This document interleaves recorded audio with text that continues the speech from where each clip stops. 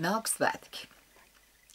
Nu tad lūdzu, vecmāmiņas un vectētiņi, gribat iepriecināt mazbērnus, dāviniet dāvanu kartes grāmatu veikalos.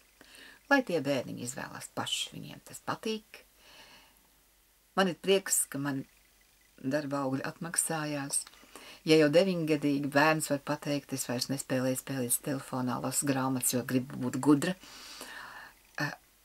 Un tās zināšanas ir lielākā vērtība, ko mums neviens nevar atņemt, un tas mums dod to drošības sajūtu, un tad mums nav jābaidās no tiem kliedzējiem, kas redz, kliedz, jo viņi ir pārbijušies, vecā sistēma grust, lai viņai vieglas smiltas tai vecai sistēmai. Nebaidieties. Kara Latvijā nebūs. Mēs varam lepoties ar saviem vīriem un puišiem. Mēs varam lepoties ar savu prezidentu. Mēs varam lepoties ar savu tautu un savu valsti.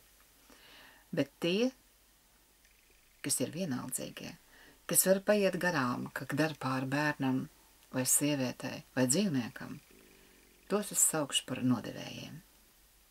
Viņi gan saka, ka viņi negrib stukači būt. Latviešu valodā tāda vārda nav.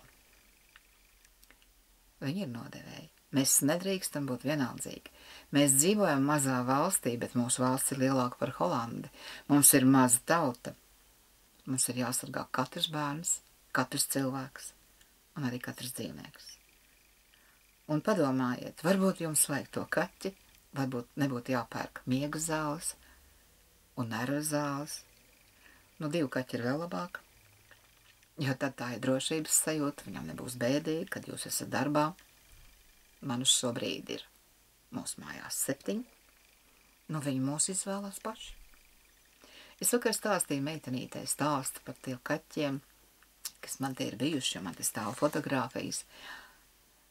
Jā, es sapratu arī, tur būs jāraksta grāmata par tiem kaķiem, kas šeit bijuši, viņi par tiem gadiem ir bijuši daudz, jo katram apakšā ir stāsts, kā pasakā. Un vienalga, cik jums gadu, es jums ieteiktu lasīt pasakas, kaut ko ļoti vieglu un patīkamu, lai tas jums dod prieku un baudu. Un latviešu tautas pasakas ir brīnišķīgas pasakas, jo tur velns ir smieklīgs.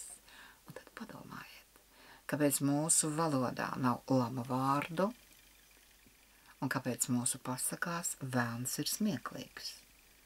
Tad jau mēs neesam vārguļi, tad mēs tomēr esam stipri.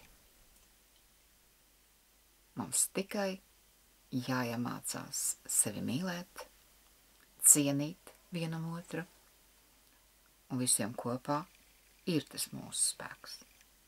Un mēs tādi esam. Tā mazā saujiņa, kas skaļi kliedz, mēs uz viņiem neskatīsimies. Es savā laikā uz ielas paņēmu suni, itāļu mastifu. Vetārs toreiz teica, vecs, viņa nekas tur nebūs, 13 gadi, saimnieks bija nomiris. Tirgus laukumā, vecajā gaļas paviljonā, es viņam katreiz ēst iedevu. Es paņēmu diegu, vilnas diegu, apliku viņam kādu metru, ap kaklu nesasienot.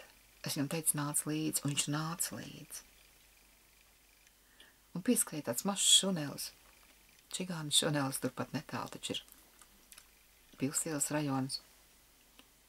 Un tas tur tā lēkā tam lielajam lordam riņķī. Un es saku, tu tā kā esi liels. Tu tā kā esi gudrs. Nepievērs tādam sīcim uzmanību. Viņš izpleta plecus. Viņam liela galva un varen žokļi. Viņš bija ļoti gudrs. Un viņš nāca man līdzi.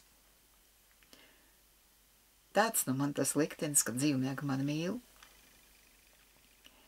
Bet es arī saņemu tos vārdus, Anitiņa, es tev mīlu no cilvēkiem, no bērniem. Bet es arī jūs mīlu. Un tā ir tā lielākā māksla. Dot, nedomājot, kas par to būs atpakaļ. Nekā labāk jau nav.